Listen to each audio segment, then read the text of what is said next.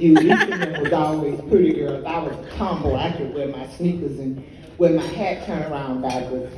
But I came in tonight and I just began to think about our community.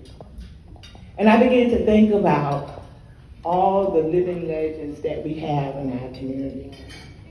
I saw Lisa, I follow her globally. Lisa, I was in Jamaica 2 weeks ago in Montego Bay, but I was on a mission trip. I saw Mr. Ken Rowland, who was making black people swim way back in the day. I had kinky hair, so he wasn't gonna get me out there in the water. But he started giving swim lessons and understanding the importance of African American children learning how to swim. And then gave the whole framework for Swim Central, the free swimming program that we have in Broward County, that he never gets credit for. Thank you, Ken Rowland, for your commitment to this community. And then as I walked to my seat, I got even happier because I saw another true community legend that I grew up listening to. And I ain't gonna give y'all the whole version because you know we preaching now and we have to kind of keep things totally even when we move. But it would go something like this. Call them and tell them that Chico is on. Yes, yes, and we listen for that. Thank you so much, Chico de Virgo, for what you have meant to our community and the platforms that you use to bless our community. And then as time went on, and I knew he would do this because I know him very well, he made his grand entrance. And entering the door came Mr. Nathan Osgood and Dr. Ingrid Osgood. Nate, thank you for what you do for our family. Nate is that moral compass, that black man that leads and guides our family. And although the younger generation don't like to hear what he has to say a lot of times, it doesn't stop him. He tells them over and over again, and he lives it. He supports marriage, he supports living a certain kind of way, and all of the men in our family know that. Nate, I want to personally thank you tonight for what you have represented for my boys and the other boys in our community. Thank you. And I know many of you, I could go all around this room, but I'm not going to do that. But it's important as we navigate this space and this time that we're living in, that we're calling the post, that Lisa's calling the post-construction area. I'm hoping that in a few years we're going to be calling it the post-Donald Trump era. That we understand the importance of owning our own narratives and telling our own stories. We have to stop allowing people to steal our ideas, our visions, our dreams, and those things that are born in our community and taking credit for it. I am a proud native of Broward County, particularly the 33311. And I say that from every platform I get an opportunity to, because if you read about the 33311, all you hear and see is negative things. I think about persons like Miss Irma Hunter Wesley, who allowed all of our kids to go to her daycare and probably never met the business model because we didn't have the money to pay for the daycare. But she would take those babies and then she would teach us how to comb their hair, fix their hair, and what we should and what we should not say. I think about a lady whose funeral I had an opportunity to go to a couple of, at the end of September, and the person of Miss Rutha Carter. And Miss Rutha Carter was a young lady that worked at BARC, and she started the cocaine addiction program for women. And Miss Carter forced the county to take this program in to make sure that there was a place for women to go who were struggling with addiction in their kids. When I came into recovery almost 33 years ago, living on the streets, battling with addiction, if it had not been for the vision of Miss Carter, I don't know where I would be. So I am the most visible evidence of Miss Carter and Miss Wesley's work that you see in our community, because it had not been for them and their commitment to Black excellence, their commitment to Black family, their commitment to God that allowed them to give us grace and mercy when we showed up at their doors broken and busted. Many of us would not be here today. And I am honored to be here in this space tonight. I'm kind of tired. We were kind of laughing at the table. They said, "You're not going to eat." I said, I have like 4 or 5 of these events every day, so I can't eat at all these events because I still want y'all to think I'm Beyonce when I walk into the room. You know, and I heard this DJ, he was getting down with all the old school music. I'm saying, did he not know I was going to be here? Where's the Beyonce song so we could do the Beyonce challenge, right? But he didn't give it to me, but that's okay. But it is just an honor to be into a room of us and celebrate Black excellence tonight and be okay with it. I'm going to talk very simply about a brief subject, and I'm going to sit down because Chico the Virgo said that he's normally in bed by 8 o'clock. And I'm going to tell the truth. You know, I needed coffee, so I'm a millennial born in the wrong generation, so I Uber eat me some Dunkin' Donuts coffee, so I got to be done so when they deliver it. No, just kidding, but I'm not kidding. She's serious. So I'm going to talk to you very briefly about what I call the theology of politics. And for me, those things must go together. Political or politics is this Greek word polis that has this notion of meaning citizens or residents. And then theology, we know, is our understanding of the study of God. And you can't separate one from the other. It's like the crazy notion where they say we have to separate church and state. Well, I'm a born again, Holy Ghost filled Christian that love Jesus Christ. When I show up for work, I can't take the Holy Spirit off and put it back on. It just, I don't know, for me, it just don't work that way. So it is what it is. And as we're living in this political time, I think that those of us that have been called to be prophets in an ecclesiastical setting cannot just continue to push the gospel from the pulpit. My late father in the ministry, Dr. Matt King Carter, would always teach us that the gospel must go from the pulpit to the pavement. It is something that must make us have taken action to change. One of my favorite civil rights leaders that we don't hear a lot about is Howard Thurman. And Howard Thurman talks about how important it is for each one of us to take this inward journey. But immediately after taking this inward journey, we must have a burning for social justice.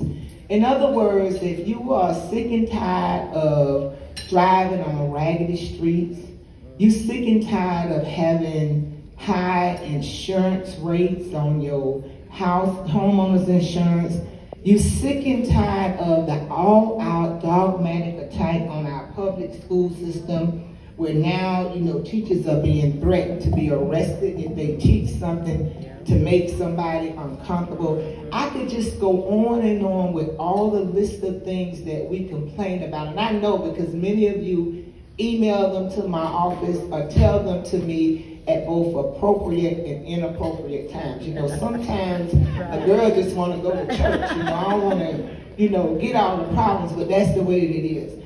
We're going to have to do something different. We cannot sit on the sideline and be uninformed, and then voting time comes, somebody give you a palm card that they created. They don't even live in our community. They put Barack Obama on the top of it. They give it to you, and they put all these names and tell you who to vote. And you go in and check it out because you don't know who's on that ballot. Many of us we have Supreme Court justices. We don't know these people, nor do we do the research to find out. And I think that God is so amazing in the way that he works. He always sends us help. We have social media now. There is power in Google. But when you Google, you have to do more than just one Google search. You have to look at 3 or 4 sources and see what they're saying about comment. And let me just pause right there, because anytime I talk about Google, somebody always start Googling me, so I don't want to have you faint. I know Ken here, his CPR card is probably up to date, but mine is not. But when I think about my life, how almost 33 years ago I lived homeless on the streets battling with addiction. And people will say, what happened? How did you change your life? Well, I had a group of family members in the person of my grandmother and a group that never gave up on me. They was going to pray, they was going to love me, and they was going to tell me what God had not created me to do. They taught me that I was somebody important and somebody special from the time my teenage parents had me and left me in the hospital. I never felt abandoned because my grandparents, who had a 3rd and a 7th grade education, had a value system that said you are something, you are somebody important. And because of what your last name is, you're not going to go into foster care. I had that group. I also had another group of people that I didn't even know, that God divinely connected me to. People that I believe God had strategically placed in different places to show me the grace and help me get back on my feet. Then there were various organizations all throughout the community. And I paint that picture to show you the power of we. Once we do that inward journey that Howard Thurman talks about, it gives us this conviction, this passion for community. Because if we're honest, when we look at our lives, we know that we did not get where we are on our own. There was somebody that made a sacrifice, that paid a price. And that's why we can't get rid of the older people as they're getting older. It is their shoulders that we stand on. It is their hard work and labor that give us the opportunity that we have today. And as we navigate this political space where everything and everybody is divided, we're divided on political parties, we're divided on education, we're divided on age, we're divided on what neighborhood we live in. We're divided on where they put us off the ship at when they brought us over here and shipped us from Africa. You know, we're just divided. We don't want to talk about the true essence of being black people in a country that's not created for us to survive. A country that sees us as their property. And no matter what we do, they remind us of that every day. And when we look at the political climate and all of the different changes that are taking place now, we get caught up on politics instead of looking at the issues and desiring what we want for ourselves, for everybody else. So as we think about this theology of politics, if I understand God as a loving God that created all created beings, that gives me grace and mercy, that this whole notion, I'm a diehard Christian, although I believe in interfaith. I want people to believe what they want to believe, how they want to believe it, because I believe in the freedom of choice. But as we live in this time and we talk about this whole concept of love, no matter who your God is, we don't get to pick and choose who we love. We can't be silent on things that impact in our brothers and sisters. We have 700,000 of people being released from incarceration in the United States of America. And we just sit quietly by when the system is so unjust to them, because we make a decision whether they deserve grace or mercy or not based on what their crime was. And then we take that crime and we attach it to sin. And I don't know, I'm not that bright, but I read my Bible constantly, and it constantly reminds me that sin keeps us all at an equilibrium. There is no big eyes and little you when it comes to God. There is no spiritual eliteness. If you believe in Calvary, it happened because you and I would need a Savior, and we would need grace, and we would need mercy.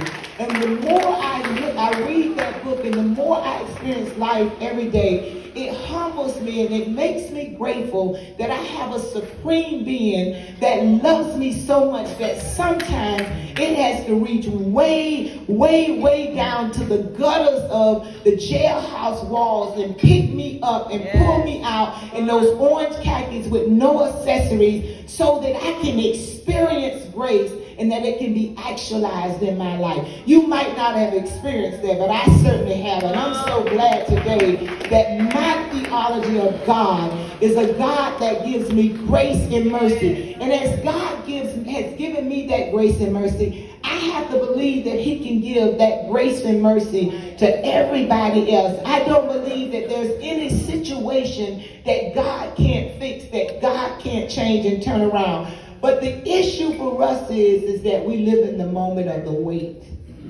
And we find ourselves saying, how long, God? How much more can I take? We're already suffering discrimination. Then we experience a global pandemic that make it worse. Now we're in this situation with political times where we're seeing things like never before. I was in Jamaica last week and I started getting these texts of these pictures where somebody went through the city of Weston, which is pretty much a red area in Broward County. Some of you know what I mean. And they painted all of these Jewish symbols and the N-word all over these different things all throughout the city of Weston.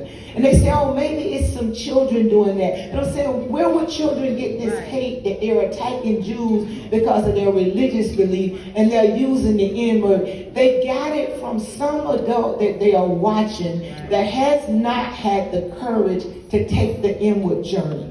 When we take that inward journey, we get into what Howard Thurman calls the genuine that's on the inside of us. It is the Spirit of God, the voice of God that's speaking to us. And I know many of us spend countless hours in ecclesiastical settings of church, but I want to tell you tonight that it is a labor for a personal longing to know yourself. That is how you hear the voice of God. And a lot of times the voice of God sounds just like your voice. It's that voice that won't let you settle for the disdain that's on your job. Lisa, I love when people talk about angry black women. You know, I'm in some of those environments all the time and they say, black women seem like they're angry. You know, why do y'all always have to do all this kind of stuff? I said, well, if you are a black woman and most of the black men are falsely incarcerated because of the color of their skin, your children don't get the proper education, you lead on all the health disparities because society oftentimes pit you against the black man, what is there for you to be celebrating and be happy about? Then they don't get it, so I have to break it down to them. You look at TV as a black woman, and there was a time they portrayed you as Florence on the Jeffersons, and we know what Florence was always doing. And then they went somewhere and got Fred Sanford's sister, and they portrayed her as her for a while, as Esther Rose. And now we're living in a time where we're being portrayed by Muddy, and Muddy not even a woman. So we're not happy about things that's happening in the world today. And we have to own our identity in who we are. God has uniquely and wonderfully made us, and we have a certain swag about us that's unique to us. And we can't allow people to define that for us. And the more we have this theology and this understanding that we've been created in the Omega Day of God, the image of God, to live in the Missio Day, the image of Christ, then it makes us more comfortable with who we are, even in the midst of our brokenness.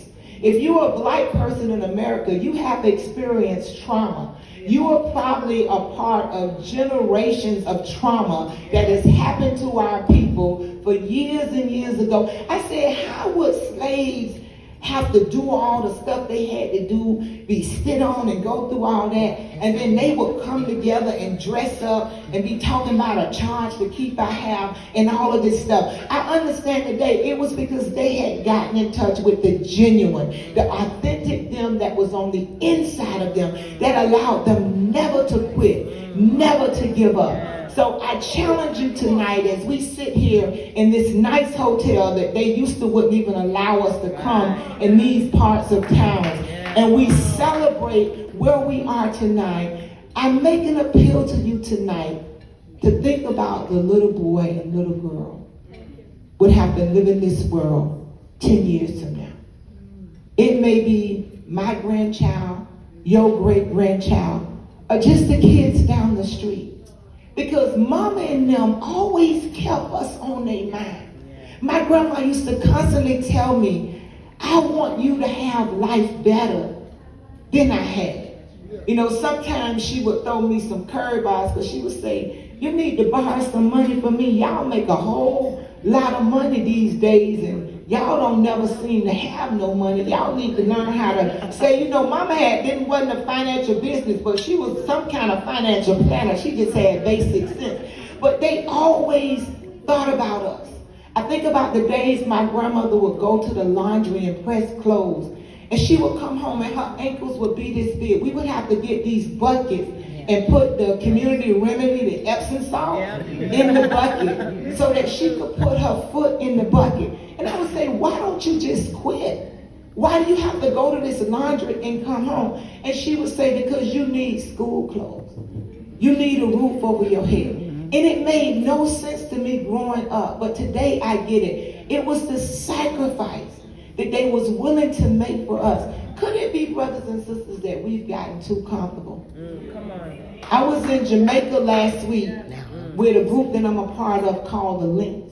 And this bougie, and then this me. I'm there to help them with that. And it can be real hot in Jamaica. And I was listening at the people complain about the AC. It was just hilarious to me. And finally I said at some point, well, I'm so glad that I come from being homeless on the streets that, I know how to navigate these kinds of turfs. And they had gotten their hair all done up. If you're going to Jamaica for a mission trip, you just pull that thing back and get some remedy that can stand the heat, and you don't have to worry about it. But it really put things in perspective, because once we landed at the school in Wofford Hill, and they was having water problems, it's where it brought down all the bougie. Because when you have to go to the bathroom, you have to go, whether the water is working or not. It's not something you can control.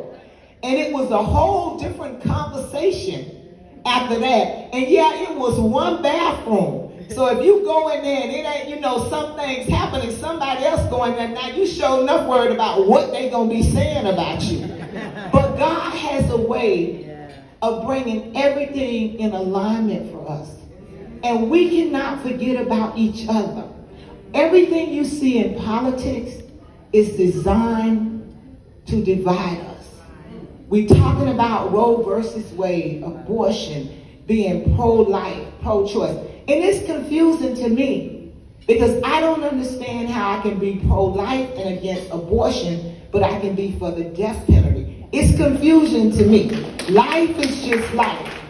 How can I be pro-choice, but then I want to restrict who votes and who does not vote, the freedoms of people? And I could just go on and on.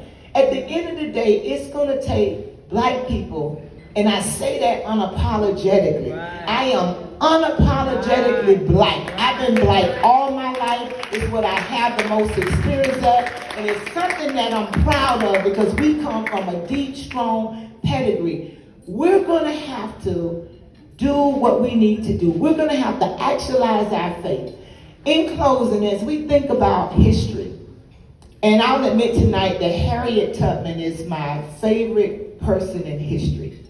Harriet wasn't that good looking. She didn't fit into anybody's mold, but she had a vision for the future that was beyond her.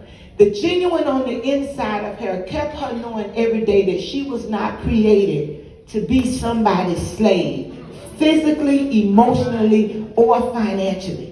And although she could not read, she had a gift of hearing and looking. And she basically used the stars to create a GPS system before it was on your phone. If you think about what Harriet did, she was the first inventor of the global processing and navigating system. And she created that system, and she got herself out. But what was so profound about her is that movement, that inward journey, moved her to a level of social justice where it was beyond her. It was not about me, it was about we. And she kept going back, trip after trip after trip, to get others out. Now keep in mind, there was some there that did not want to go. They were just like with Pharaoh when Moses got them up out of Egypt, and they said, well, we could have just stayed with Pharaoh. You bring us out here in the wilderness to die. But Harriet understood the bigger picture. She was able to see the nation, her community in the future, not just herself. And I know in the society we live in, it teaches us to do those vision boards, to set goals and objectives. But I want to tell you, as bad as you are, if those goals and objectives and that vision